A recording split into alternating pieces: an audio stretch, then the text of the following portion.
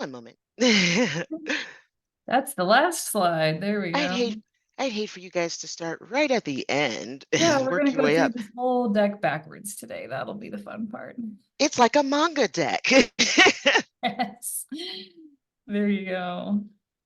All right. Well, good afternoon, everyone. Oops, I hope Janae, you I'm gonna, guys. there we go. Yep, sorry, I wasn't seeing him in slideshow. All right, sorry to interrupt. Go ahead. No, totally fine. Good afternoon, everyone. I hope you guys are safe and with some yummy cocoa or hot beverage, and you're staying safe on this snowy Wednesday. Welcome to Displays, Pop YS Live, the good, the bad, and the ugly. Um, and we're going to get started, and I'm moving my chat so that way I can see that. And for those of you that don't know me, my name is Janae Jackson Doring. Welcome. I am the Youth Services Consultant for the State Library of Iowa. My contact info is to the side of the screen. So if you need any help with youth programming, questions about collection development, weeding, teen programming, please feel free to reach out and either call me or email me. I love to come visit and I love to bring books with me. So feel free to reach out and welcome. Before we get started with today's presentation, I have a disclaimer. And I really wanted to say this before I did anything else with this presentation. There are no Iowa public libraries, no Iowa public libraries were mentioned for this presentation. Why was that important for me to share? Um, the reason why is because I do not want anybody to feel bad. We are not singling anyone out or any library out. This is a webinar for you to feel inspired, to learn how to build displays, create displays. This is just mostly a learning webinar, and that is my intention and that is my goal. Um, so with that in mind, please note that disclaimer. And let's get started. Okay, our agenda today. This is our agenda. What factors constitute a good book display? We will be talking about the rule of three and how that applies to library displays. I will also be sharing tips and techniques for building youth displays. We're also going to talk about the don'ts. We have the do's and we have the don'ts, or I call it don't, kind of like Homer Simpson. You'll see what I mean. And final thoughts and web resources that you can look at for further review. And I have to say, there's so many pictures throughout this display or throughout this presentation. So feel free to just look and view. And I hope you get some inspiration from these. So what factors constitute a good book display?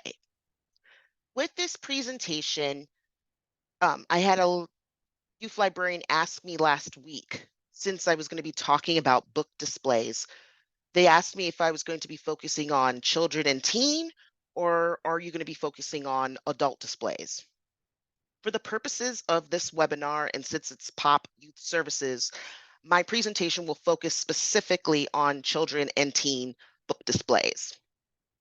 And I just have to say, this one is gorgeous. I love the colors. I love the style of this of the book display. Very colorful, very cool. So what factors constitute a good book display? It's got to be eye-catching. Um, and I put these two examples on here. I love the use of colors.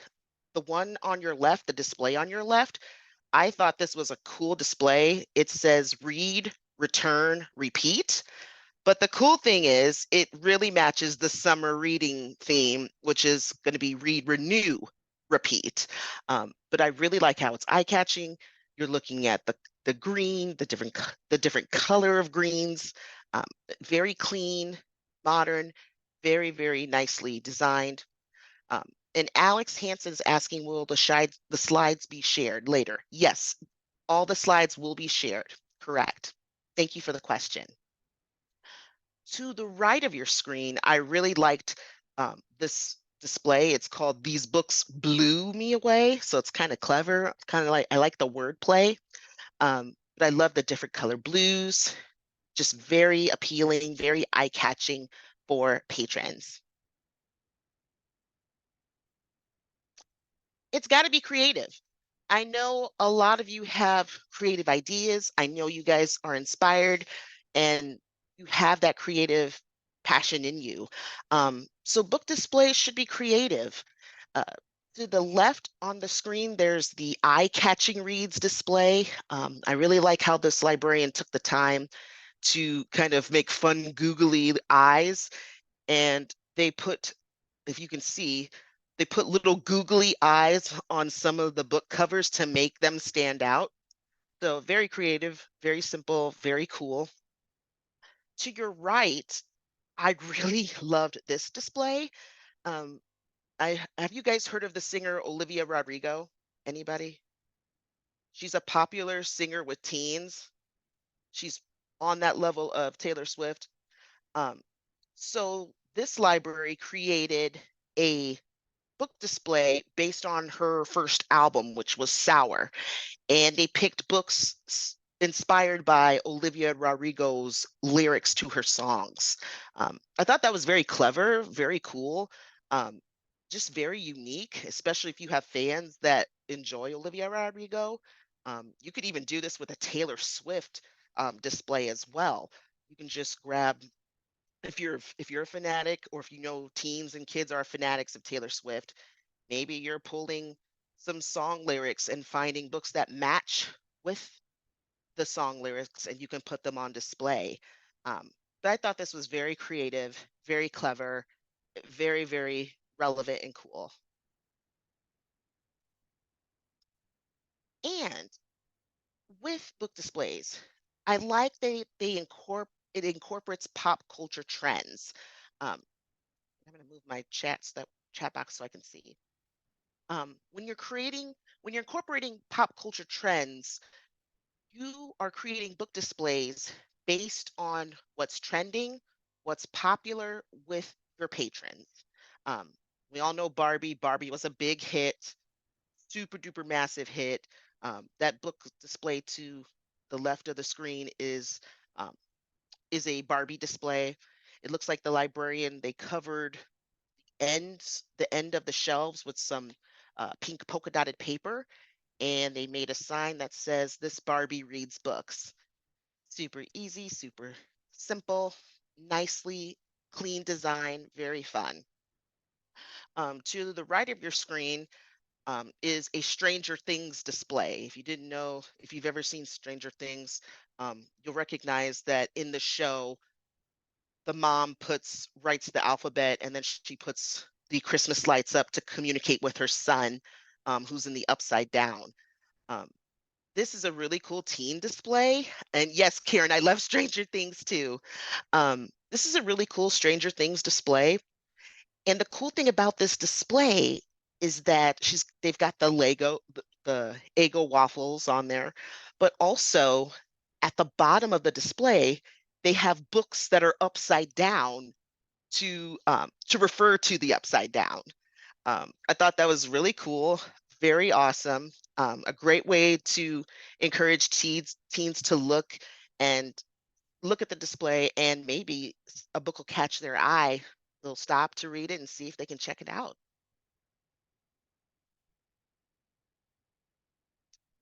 Most importantly, your display should be accessible. We really want to make sure kids can easily reach the items that you have on display. I really liked this back to school display. I loved the kind of circular stand, so that way kids can reach the books that they want. Um, to your right, there is the day the crayons went to school display. Super cute. Looks like this has two levels. So the bottom level has picture books for young children to grasp and read and check out. The upper level of this purple shelving unit, it has beginning readers, It has some early chapter books, and there's also some middle grade books that I see in the back. Four Eyes is a middle grade graphic novel, and looks like they have uh, Invisible Emmy, which is also a middle grade graphic novel. Um, but I like these two examples because it really shows accessibility and making sure that even our smallest patrons can reach the items that they need right away. And I really like interactive displays. Um, with an interactive display, your patrons are encouraged to engage with your items that you have on display. Um, these two examples are really good examples. The example to your left is from Brooklyn Public Library in all the way in New York State, and they were celebrating their 125th anniversary. And this branch of their library system, they put together a 125th book display. They have all different types of books for kids, teens, and adults. But the cool thing is that in the middle, they had these grab and go take bags as a way to celebrate their anniversary. I thought that was really cool. It's nice to have something that the patrons can take home and maybe make a craft or an activity with. Uh, I really liked that. Very cool, fun, simple, engaging, and interactive. To your right is a children's dinosaur display, and the display says, "Dig up a good book." And the cool thing about this display, it has the hat, it has some fossils and bones that the kids can look at. They can touch it, look at it, study it, and they're engaging and being interactive with that display while looking at the books as well. So if you have some interactive props that you'd like to put out with your display based on what age group you're targeting, try it. See if it works. Displays are definitely trial and error, so don't be afraid to try new things. Most importantly, your displays, they guide patrons to their next great read. Um, with displays, it's allowing them to stop, to browse, and to see what's available. And I really liked this display on the right. This was on an end cap. Um, I really liked it because it promoted reader's advisory, and it was so cool. It says, if you liked Diver Wimpy Kid, then try The Bad Guys or Dork Diaries or Alvin Ho or Big Nate. I really like that this librarian took the time to pull different read-alikes and have them visually shown on a wall for kids. Because you and I both know how hard it is sometimes to just be like, oh, yeah, if you like this book, grab this, grab this, grab this. But to see it visually for kids, because kids are visual learners, I really appreciate that. And I'm sure those patrons and their caregivers really appreciated the simple reader's advisory display too. To your left, there's a display called Get Wild About Reading. And I just liked it because it was simple. If you have animal friends who love to read about animal books, um, this was this was a great way just for them to stop and browse and see different animal books. Um, but these two displays are a great example of how they can browse, see what's available, and it encourages for them to check out your books. So we're going to talk about the rule of three. I don't know if any of you have heard about this rule. Um, if you're hearing it for the first time, that's okay. That's wonderful. But we are going to share some information about the rule of three. And for those of you that have never heard the rule of three, you're probably like, what the heck is that? I don't know what rule of three is. That's okay. I got you. So the rule of three, this is where you display three books on each of your shelves. And the goal of this rule is to make the shelves more visually appealing to your patrons. It encourages the less is more approach, and it also helps patrons locate items faster. So this is an example of rule of three. So to your right, you have your shelves, you have your display shelves. So there's three shelves, three books on each shelf. But at the bottom, there's a backstock.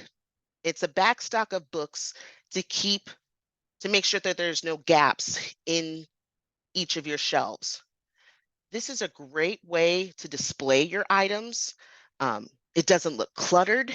It's clean. It has a nice visual feel when you walk into a library. Even in bookstores, bookstores also have this rule of three as well. But think about these types of shelving versus crowded shelving. Which would be more appealing? Would you rather have a section where there's three items on a shelf to make it visually appealing and that way you're able to find things, or a whole bunch of shelves with crammed books and all you see are spines? The cool thing about the rule of three is that the book covers are the stars. They are shining and making your collection relevant, appealing, eye-catching. Really want to have that rule of three and have that open face shelving. That way you are selling your collection, your patrons can find those things that they really want, and it just makes it look so eye-catching and appealing for your patrons. And just to give you a couple of examples of the rule of three, this is a Taylor Swift display that I found. Uh, this was super cool. We all know Taylor Swift is super popular right now. Um, but this librarian took the time to really craft a Taylor Swift theme display. Um, and the sign says, "I hope you'll never find another book like me," from her song "Me," which I found that was super clever. Um, but this is super cool. And this is where you see that rule of three into place. Each shelf has three books displayed, and they have their back stock of books. And it's a mix of fiction. They've got a mix of nonfiction with their guitar books for dummies or piano for dummies, how to write songs on guitars. Um, it's just very clean, very simple. But this is a great way to sell your collection and to remain relevant and current to your patrons. I think they did a very nice job. I'm gonna move my chat box here and I'm gonna move my, oops, sorry guys. I'm gonna move my camera real quick. There we go. This is another example of the rule of three. Um, this photo is from Library Journal, and they have an article which I will add into my it's in my web resources, but it's talking about marketing the collection and making your display shelves relevant. David Vinjanari, who is a wonderful consultant, has been going to different libraries across the country to promote the rule of three, um, and just making your collections relevant. If you get a chance, please read that article. It had some great information in there. Sam says, "I love the ready backstock on the bottom shelf or on the side in case of the tailored display, so any staff member can add a new book up to the main display when one gets checked out." Yes. So I'm going to go back to that picture real quick. So making sure, I don't know if you can see my arrow, but making sure those bottom to the left, those bottom shelves have the ready backstock available. Thank you, Sam. This is from Library Journal, and this middle shelf is a great example of the rule of three. They have their three teen books on display, and then to the side on the left is their back stock. So they have those books ready to go. People can pick what they want. Once they're gone, they can restock as needed. Okay, let me see, we're doing on time. Oh, we're doing great on time. So I wanted to talk about tips for building your youth displays. And before I get into the tips, I know Bluey is super popular right now. And I got to tell you, every weekend, my husband and I, we go to the library and we go to a bookstore. And I noticed at Barnes and Noble, we have two Barnes and Nobles here in Des Moines. I noticed at the Barnes and Noble, they had a Bluey display. And this is their Bluey display. Um, I loved it because it has the rule of three. That's one, but also it offered different things. So, yes, you have your 8x8 picture books, but you also have these little kits down here. Um, and what I'm trying to say is, yes, you can put your books on display, but don't forget other things you can display as well. Think about DVDs. Think about, yes, new seasons of items, CDs, anything that's going to make that display stand out and you think it's going to circ with your patrons, try it. Put it out there on display. I really liked that they had these little Bluey activity backpacks. Because I mean, if this was in a library, I can see kids just saying, "Yep, I want that backpack. Yep, I want Bluey the Creek, the picture book." So don't be afraid to incorporate different items from your collections and to put them on display, because the whole goal is for them to check out. Just want to check, see for the question real quick. Bethany Pete says some of our shelves are very wide, about 6 inches. Would you still limit it to three face out or make it six to make the same approximate density of books as 3 on 3 foot wide shelves? That's a good question. I would keep it to the rule of three because just that way you just want to keep that clean design. So that's what I would do. I Sam, also did you want to thought add that? in the case of Bethany, as she was saying, with the super wide shelf, maybe one thing that could work would be to put a plant or something else kind of in the middle of that shelf to help break it up visually. And then yeah, or maybe like Laura says in the chat, 3 groups of 3 or something Yes. like that.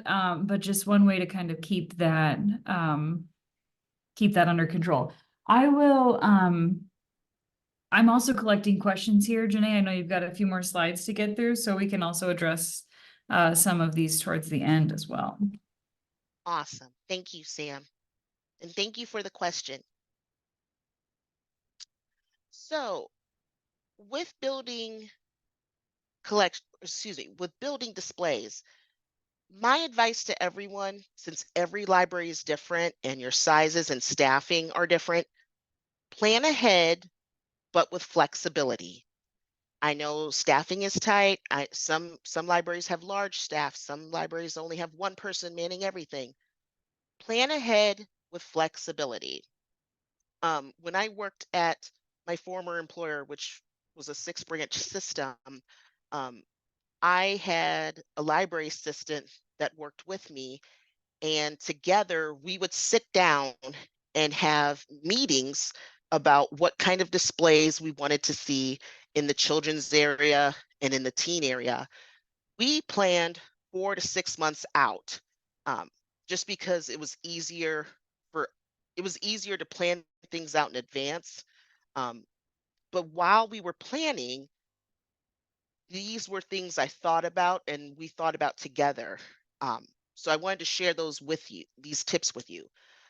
So think about upcoming holidays. If you have, obviously, Valentine's Day, Black History Month, all those different types of holidays.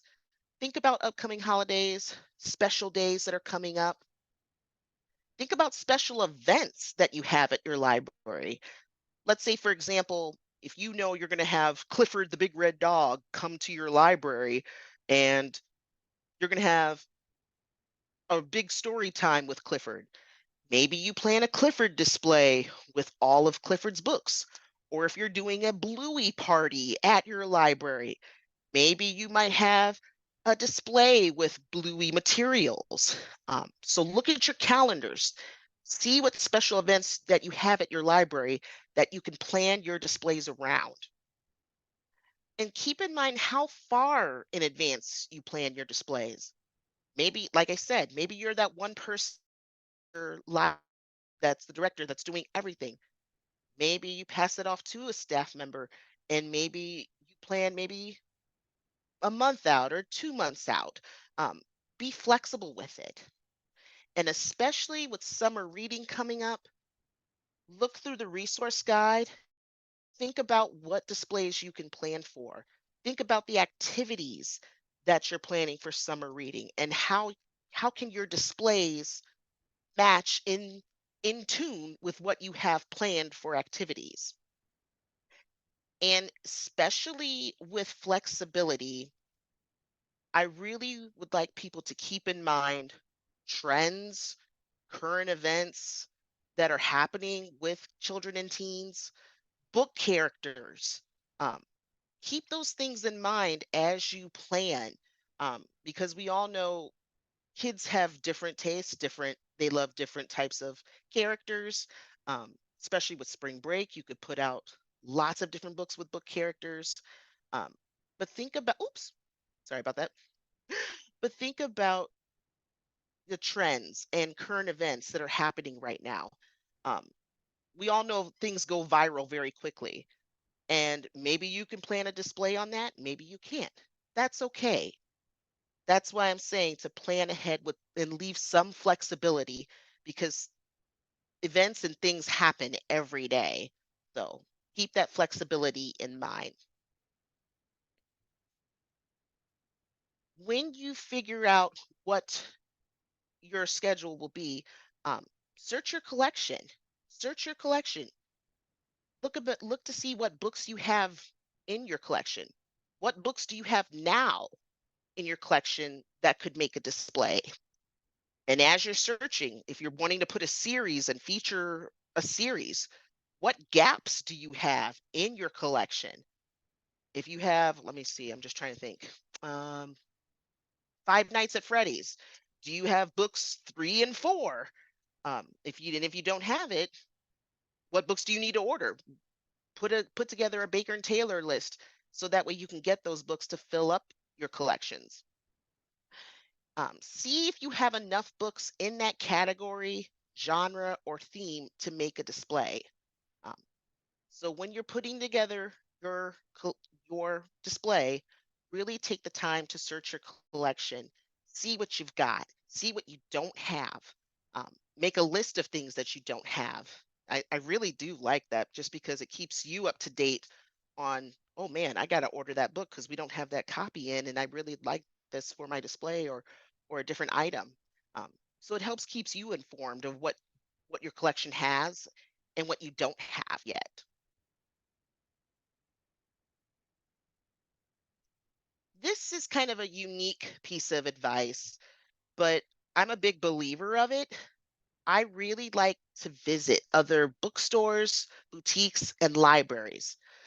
I really like to see what everybody's doing. I mean, come on, we're librarians. I mean, we'd love just to see what other libraries are doing in library land, and really look at their displays. Take a peek. See, especially with bookstores, look at what they're doing. What are they doing that you could at your library? Ask staff.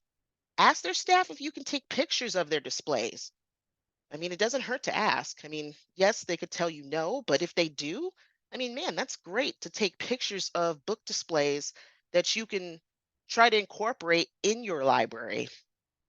And if they have time, ask that staff member how they assembled or how they got the ideas for their displays. Just asking questions really helps as you plan and think through and think out your displays for kids. Use end caps, but if you don't have end caps, use tables to build your displays. Um, these are 3 different types of end caps, at the ends of shelves, that I really liked for displays. Um, the cool thing about these 2 on the right, they're themed. They're super duper fun and clever, and you can use them as passive activities for teens.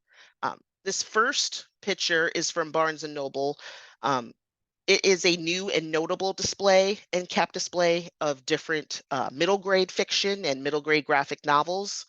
Uh, Very clean, simple, to the point, but that way people can pick the book they want and go. The middle display, I thought this was clever, especially if you don't want to do Valentine's Day, you can do an anti-Valentine's Day. This one is Love Gone Wrong. So they have The Fault in Our Stars, Before I Let Go, they have Salt of the Sea, and they have Colleen Hoover's It Ends With Us. And they decorated it with a black background with broken hearts. I thought that was clever, very cool. The last end cap to the right, this one was pretty unique. They have a sign posted up that says, "What book changed your life?" And teens grabbed different color post-it notes and they wrote down what book changed their life. Super fun, super engaging. Um, I really like end caps that use that space as a way for teens to connect with the library through some type of passive activity. Um, I did this a lot a couple years ago, and it was a lot of fun. And that's something that you could do at your library as well. Another thing I wanted to mention is to create genre displays. If you're stuck and you're like, man, I really don't know what to do, or I don't know what kind of display I should do for my teens now, what do I do? Think about starting with a genre and just start creating a genre display. For me, these are the four popular genres that I've been seeing right now when I talk to youth librarians. Academia, that to your left is a display of all books that are dark academia. I really liked how this librarian used old book pages to create this kind of really cool background atmosphere. Very cool, very eye catching.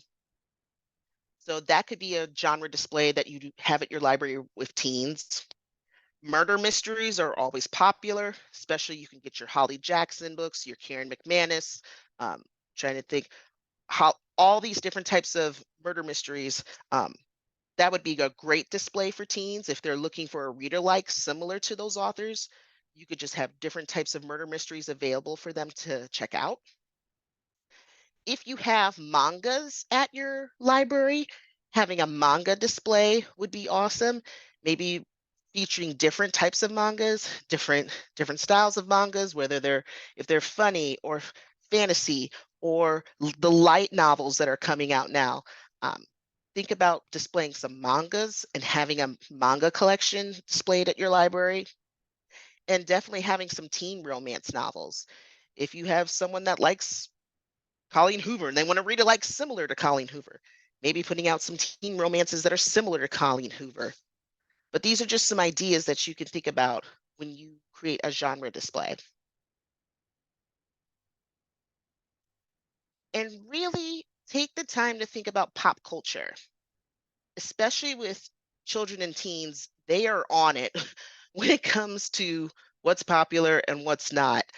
Um, really listen to them and see what are your kids and teens talking about these days. What's trending with them? Think about popular movies, popular music albums, viral moments, things that are happening right now in our pop culture that kids and teens are talking about. And ask them. Ask your kids, ask your teens, "Hey, what are you into right now? What are you reading? What are you listening to?" They'll tell you. If you give them a chance to let them voice and choice, they'll tell you.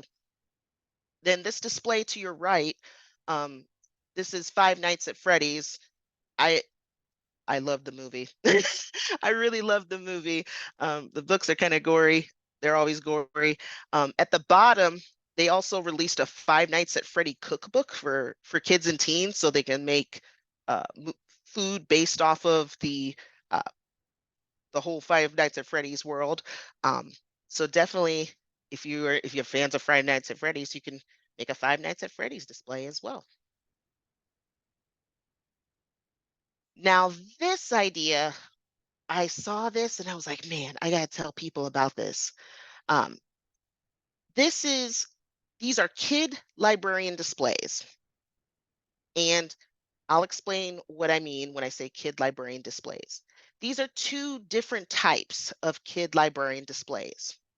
So to the left, there's a display that says recommended, and they had children write their name and what book they recommended.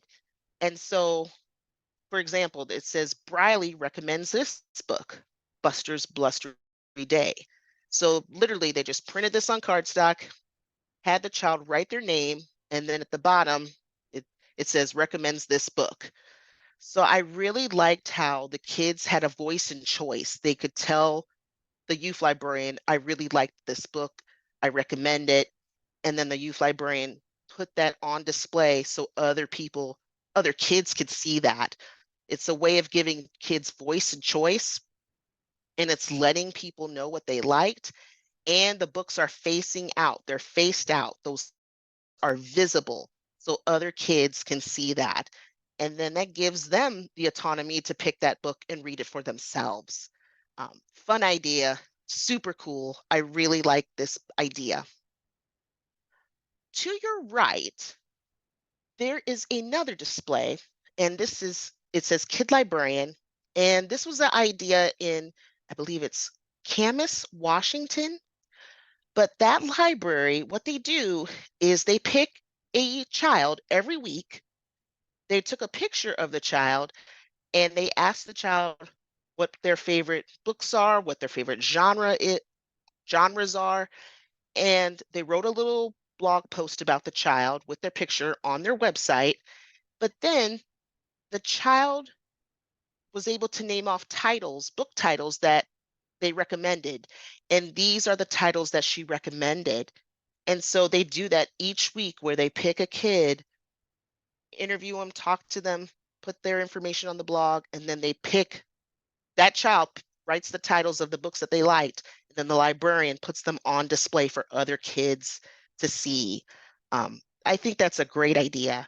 Um, I know Des Moines Public Library is starting to do that too. They have done that where they have a kid librarian and they have actually a process where if a child is interested, the parent emails their marketing department to nominate their child as the next kid librarian. But I thought that was so sweet, so cool. And it just gives that voice and choice, and it shows kids that they do have a voice and that their opinion matters. And it's great. I love it. Can't speak high enough of it. Now, we've done all the do's and the tips, but now we're going to get to the don'ts. Or like Homer says, don't. Sorry, I just had to do that. I just love it. So here are the don'ts. Don't clutter or cram the shelves. Uh, this picture to your right is a picture of a display that kids got to put together as part of a project. But man, it's so cluttered. It's very busy. And if you're feeling that way, imagine a child or a parent feeling that way when they're coming up to this display and they're trying to get a book. Um, Clutter, it's just not appealing. It's not appealing. It's not attractive. Um, so don't clutter your shelves. To that picture to the left, it looks like they're just trying to cram every book inside these two shelving units. Um, it's just really, really crammed, and there's not really any space. And you need to have some space to have patrons really look for the items that they want. So remember that rule of three, and it really, it really does make a difference when I say less is more. You may think, oh man, this looks really bare. No, less is more. And this is my biggest pet peeve. Don't put books for checkout in display cases. Little kids we all know little kids want items right away. They want the books right away. If they see something, especially in those flip through picture book bins, they're able to look at the cover and they want it. They're able to grab it, take it to mom or dad or grandma, and go check it out. Putting your books in a display case, it alleviate it. It doesn't give you the child that ability to do that. And what I would recommend, I would save your checkout or your display cases for your Lego creations. Save your display cases for some special collection items. But if you're really adamant on displaying books in the checkout, or sorry, in the display cases, take a take a picture of the book. Make a print out a picture of the cover and then have it in display in the display cases. Because kids when they see something, they want it, and when they have to wait, of course they get upset. Um, so have those books available out for them to check out, not in a display case. And don't use unreadable fonts. I don't know if you guys can see the font. Can you guys read what that says? Can you guys read that? The sign to your right. I see one person says yes. Is yes. Yes. Someone says sort of. The sign says there are better fonts out there. Yes, there are better fonts out there to use. I know that pretty little calligraphy writing is wonderful, and I have really good calligraphy writing. I love calligraphy. I love practicing it. Um, but it's just hard to read. And Samantha made a really great point. She said kids can't read cursive anymore. That's totally correct. And it's a struggle to read. That's right, Jill. Yes, it's a struggle. And Anika says little ones can't read that. That's correct. So please use easy to read, clear fonts for your signage. To point out, if your library has this, please check if they do. Um, does your library have a signage policy? Do they have a communications policy? Do they have rules on what to put on posters or library signage when you make displays? Check if they do. Check that policy. Make sure your signage and what you're putting on there for display aligns with that policy as well. Oh, and don't have empty display shelves. It's just sad. It's sad to see bare shelves. Um, but make sure you have a backstock of books ready to go for filling those gaps. And I hate to say this, but I loved this picture. This picture down here, it just says your favorite book here. Um, so please have a backstock of books available, ready to go for filling those gaps. One more thing I wanted to add with the don'ts. When you create displays, please do not make a display that you like.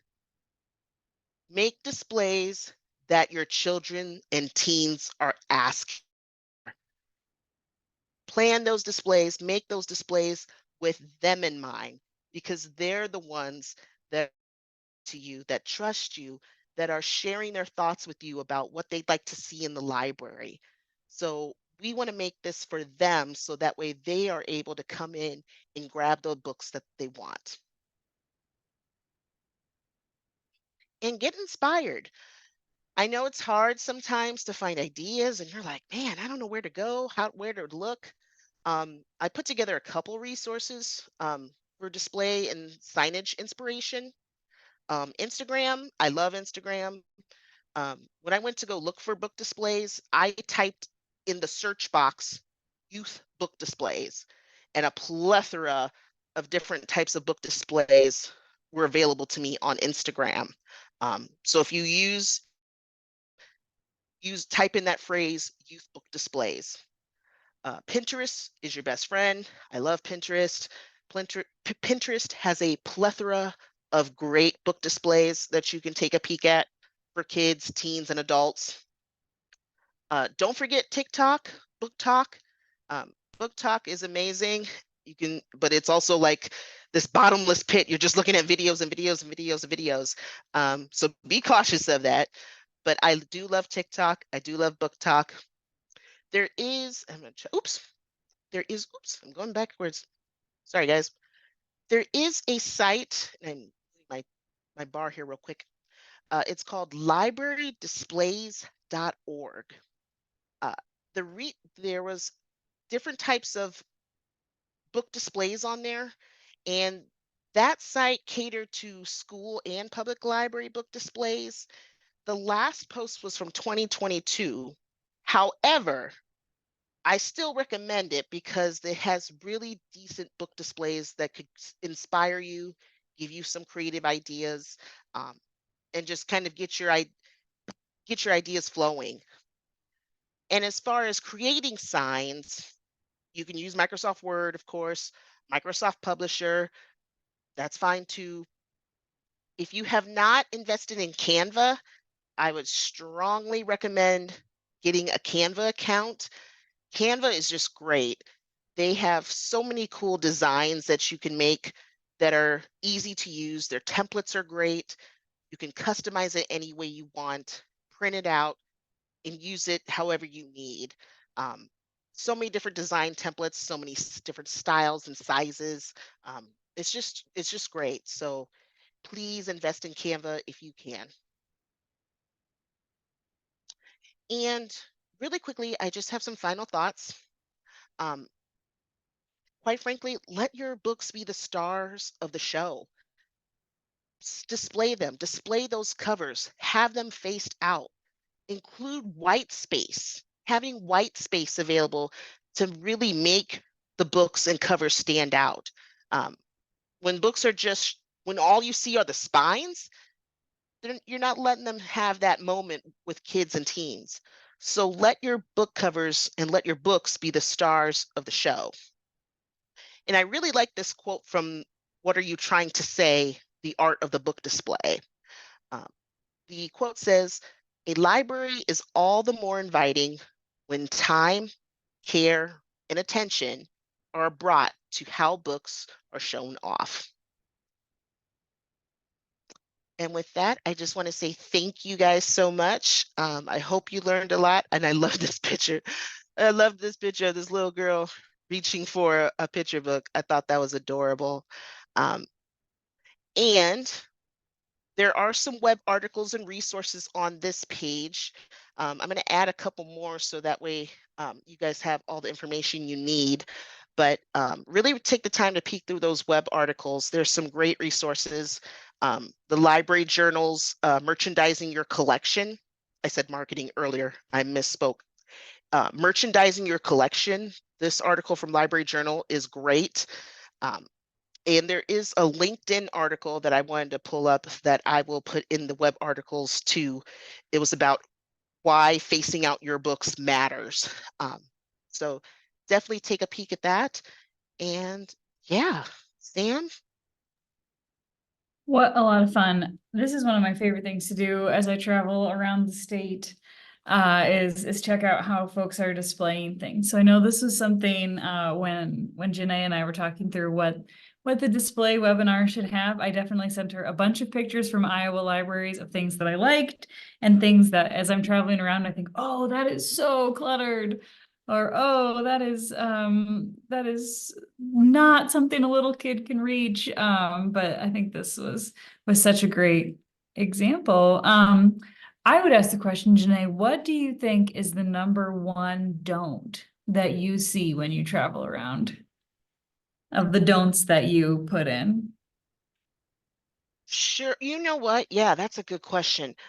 Seeing books that are displayed that are torn or ripped or chewed on, like board books, like um, there was one library I went to that the board book was on display and it was chewed up to high heaven. And I said, this is not very appealing. You really should read this because it just looks gross. It looked like a dog chewed on it. And it was just nasty. And when you're displaying things, you, like I said, you got to have those book covers that are appealing, eye-catching to youngsters and teens, stuff that's in really good condition. You don't want to display things that are just really, really gross. Yep. I think one thing that I see a lot is really, really cluttered spaces. And I know we had one question come through, I think it would be worth talking about here is, so many of our libraries, they're doing the best they can with very small spaces. Absolutely. And, one thing that I would say, and I'm not sure what you've learned as you've presented this, is kind of less is more. Yes. So rather than trying to cram 10 new books onto your new book space, maybe put your favorite three up and have the rest ready to go. If we're doing that rule of threes. But just really watch that clutter and try to step into the space with fresh eyes. You haven't seen it before. Yeah. So anything else you'd want to say about limited display space? Um, really look at your space. Look the flow of traffic. Hmm. Where are your patrons going to find those items? Really look at it from a patron point of view, especially your kids and your teens. Where are they going, those books? Where's your high traffic areas? And how look at how you can make those small spaces more open and easily accessible to that group. Mhm. I think I would also probably try and find ways to prioritize like a couple of different display places in the library. Like obviously those new books are new and exciting and they're your ready-made ones that look really nice and you definitely do want people to know about them. So like displaying those new books is really really nice, but then also being able to pull those, when Stranger Things has a big season, having that space ready to go where you can kind of have that pop culture hook. Um, Also really important. And that might mean, not putting up some other kind of display or rearranging something else, but I think those are really it's hard to kind of balance that, but those would be two kind of areas I would personally look to prioritize. Yeah, I agree. Someone mentions displays on a tabletop, and that's nice as well, as long as you don't have a patron that comes into your library and wants to use the table. Or if they're a new patron, they might not feel comfortable clearing the table off themselves. Um, a practice patron might be like, oh, we've always got these books on here, but I can move them to the side and work at this table a little bit. But someone new might not feel as comfortable doing that. One other question we had come through was kind of on some of those non-book items. We were talking about cake pans in the chat a little bit, and those can be hard to display. What Yeah. thoughts do you have on that? So for cake pans, um, maybe I wonder if you could pair it with like a cookbook to Hmm. maybe have both of them on display for checkout in a certain area, maybe like a small table or a small section where you could pair some of your cake pans with cookbooks, maybe kid-friendly cookbooks. Yeah, that'd be fun. I also think if it's hard to display, if it's in a plastic bag, even like a kit or something, if you've got a STEM kit for checkout or games or puzzles for checkout, you could have it printed on cardstock or something, a picture of it, and Yes, take that to the front desk or something. Yeah, command strip hooks on the wall would be another way to maybe mount that to the I like side that of a idea. end cap or something. But yeah, um if it's something that's hard to display, a picture of it might not be a bad thing, although that is a lot of extra work for you too to get those all printed and mounted or whatever you want to do with them. Marcia says they have a photo album that has each cake pan. I like that. That's very clever. I think I was just in the Altoona library and they have a library of play, which is yard games and like a video projector, this type of thing. And that's all in kind of a photo album as well that you can page through. So that's not a bad way to do it. It's not necessarily a display either though, but very fun. Very fun. I loved your accessibility point about like, can the person you want to check out that material reach that Can they material? reach it? Yeah, and I think we're often putting things for kids on the top of our kids' shelving, and bigger kids certainly can reach those. But if you're displaying picture books up there, that gets a little harder. And yes, this person Yeah, like Clearly this kid right determined to here. read her ABC book. She's after it. She's on it. Or maybe after a story time, because when I conducted story time, I would put picture books on the table just like that. Or maybe after your story time, maybe you have a lower table that's accessible to your littlest ones, where instead of going to that high table, Mhm. you roll in that little table, and then you can put your board books, picture books there, and then they can grab them after story time. Even just like a milk crate or some kind of bin as a movable browsing bin for that type of situation. You know, we did an ABC story time. Here's a couple dozen ABC books. I'm gonna throw them in this box, bring the box in, people can check them out. Really a nice way to keep it super accessible for little kids as well. Absolutely. Can I do a quick plug for one more thing coming up here Please do. related to displays? So this is kind of not even on the presses. It's making its way into the presses, but we will be doing a collection development series geared more for adults. You may be familiar with our youth collection development series. Check it out. But one of our pieces in this upcoming series, which will be towards the end of March, is all about promoting your collection. So we're going to talk a little bit about displays. We're also going to talk about things like newsletters and social media posts and all of that that go into helping your collection circulate well. So that will be presented later in March. So watch the CE newsletter in a couple weeks or in a couple days here. We'll be announcing that series and that webinar. So I think this is such a great topic. It's something obviously pretty much every single library does and does it differently. So getting lots of ideas, super important. You have anything else you're promoting right now, Janae, that we need people to be aware of? Yeah, next Wednesday is our All Iowa Reads author presentation webinar. If you have not signed up, please sign up. It's going to be from 10 a.m. to noon, Wednesday, January 17th. We will have Diane Wilson, Samira Ahmed, and Celia C. Perez all talk about their award-winning books for All Iowa Reads, and they'll have 20-minute presentations with 10 minutes for questions and answers from you, the audience, at your libraries, and we'll share All Iowa Reads resources that you can use this year.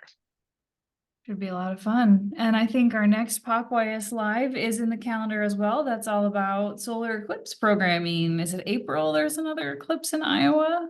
So April 8th is the eclipse, the next eclipse, but our Pop YS webinar is called Prepare for the Eclipse or Prep for the Eclipse. That's Wednesday, February 7th from 1 o'clock to 2 o'clock. Dr. Zach Steer from Erickson Public Library and Dr. Sarah Nelson from NASA Iowa Space Grant Consortium will be available to talk about prepping for the eclipse, different activities, and ways you can partner with different entities to bring solar eclipse programming to your library. So fun. And if that all that wasn't enough, we also do have our Check It Out webinar at the end of the month. We do towards the end of every month. I hope folks can join us for that. And with that, I don't know. I feel like we covered a lot of ground today. Yes, we did. My goodness. So much fun. Well, thank you everyone for coming today. Thanks for your questions and comments in the chat. I had no idea so many of you had cake pans. So I will now be coming to your library to check out your cake pans. Lots of fun. I always love seeing the different kinds of collections folks have. And of course, as I mentioned, looking at displays as well. So thanks, Janae. Thanks everyone for coming. We'll grab attendance from today and check it off in Iowa Learns. Have a great rest of your Wednesday, everyone, and we'll talk to you later. Thanks, everyone. Have a good day.